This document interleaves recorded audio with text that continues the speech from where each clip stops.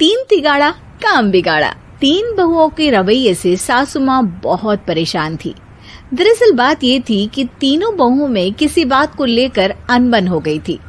तब से ही तीनों एक दूसरे से मुंह फुलाए रहती थी। ना कोई सीधे मुंह किसी से बात करती, ना किसी का कहना मानती। पड़ोसी भी इस बात को जानते थे और जाने कैसे कैसे बातें भी करते। इसीलिए सासू माँ ने तीनों बहुओं को तुरंत अपने कमरे में बुलाया। मैं कई दिनों से देख रही हूँ, तुम तीनों अलग अलग सारे काम कर रही हो। ये सब नहीं चलेगा, तीनों को मिलकर ही काम करना पड़ेगा। सास की बात सुनकर एकदम से बड़ी बहू बोल उठती है।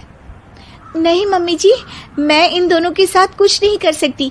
मैं इस घर की बड़ी बहू हूँ, फिर भी ये मेरा कहना बिल्कुल भी नहीं मानती। अरे जेठानी जी, जानबूझकर मुझे डबल काम करवाती है आप। और छोटी मुझसे टेढ़े मुंह ही बात करती है। इन दोनों के बीच हमेशा सैंडविच बन जाती है मेरी, और मैं हमेशा आलू की तरह बीच में मसली जाती हूँ। मम्मी जी, इन दोनों को लगता है कि मैं छोटी हूँ तो इनके पैरों तले दब जाऊंगी, लेकिन नहीं, मेरा भी उतना ही अधिकार है जितना इन दोनों का है। बड़ी आई दोनों मेरी चुगली करने के लिए, मुझे क्या कम समझ रखा है। तीनों बहू एक दूसरे से बहस करने लगती है और सास दोबारा ये देखकर टेंशन में आ जाती है और सबसे कहती है, चुप हो जाओ, अब से तुम तीनों सारे काम एक साथ करोगी। आंख बंद करके एक दूसरे की बात सुनोगी। तुम तीनों इस बात को गांठ बांध लो, वरना अगली छुट्टियों में तुम्हारा अपना मायके जाना कैंसिल।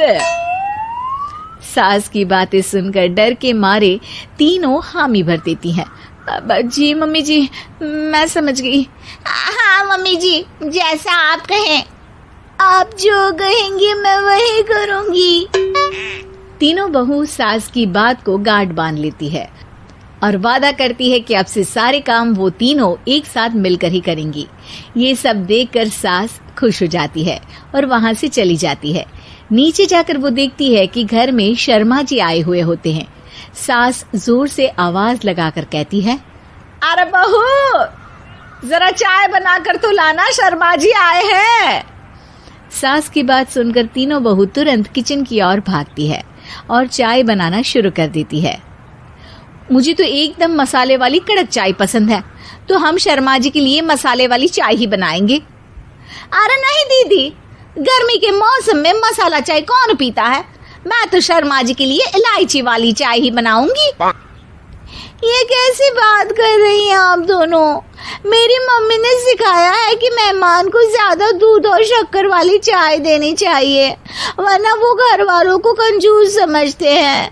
तो मैं तो शर्मा जी को ऐसी ही चाय दूंगी। तीनों बहुएं अपने अपने तरीके से चाय में शक्कर, मसाला, पत्ती सब डाल देती है। उबलने के बाद तीनों मिलकर चाय बाहर लेकर जाती है और शर्मा जी और सासू माँ को देती हैं। चाय पीने के बाद शर्मा जी सासू माँ को देखकर शर्मा जाते हैं और शर्मिंदा महसूस करते हैं कि आखिर उन्होंने चाय पीने के लिए हामी क्यों भरी। सासू माँ भी चाय पीना शुरू करती है और कहती हैं, अरे बहू, ये कैसी चाय बनाई है? चाय है या मीठे दूध की बासुंदी? हाँ, चाय अच्छी नहीं लगी क्या? कोई बात नहीं, हम पराठा बनाकर लाते हैं। चलो चलो अंदर। हाँ चलो। हाँ, आती हूँ मैं भी। नहीं नहीं, मेरा पेट चाय ने ही चौपट कर दिया, वही काफी है। पराठे से पोपट नहीं करवाना, मैं तो चलता हूँ। शर्मा जी चुपचाप पतली गली से निकल जाते हैं। अगले दिन सास बहुओं से कहती है, अरे बहू, जाओ जाके ऊपर के गेस्ट हाउस की सफाई कर दो। कल हमारे यहाँ मेरे दूर के रिश्तेदार आने वाले हैं, तो पूरे कमरे को चमका देना, समझी? तीनों बहू सास की बात को मानकर ऊपर सफाई करने चली जाती हैं और तीनों कमरे की सफाई चालू कर देती है। बड़ी बहू मकड़ी के जाले साफ करती है, तो बीच वाली झाड़ू लगाना और छोटी वाली सर्फ डालकर जमीन धोना शुरू कर देती है। अरे दीदी, जेठानी जी, अभी मैंने पूरी फर्श धोई और आप फिर से धूल नीचे गिरा रही हैं। और मछली जेठानी जी, आप बिना झाड़ू की धूल यहाँ छटक रही हैं। अरे तीनों को साफ करना है, एक साथ सफाई करते हैं ना। अरे वही तो, हम साथ साथ हैं, घर साफ साफ है। तीनों बहू ऐसे ही काम में उलझ जाती है और 2 घंटे तक एक ही कमरे की सफाई करती रहती है। बहुत देर से अपनी बहुओं को ना देखने के कारण सास ऊपर कमरे में उन्हें देखने जाती है, लेकिन कमरे में घुसती ही वो गीली फर्श पर फिसलने के कारण नीचे गिर जाती है। ओरी मोरी मैया, हड्डी मरोड़ के रख दी। आए मेरी तो कमर ही टूट गई रे। तीनों बहुएं सास को उठाती हैं और बिस्तर पर सुला देती है।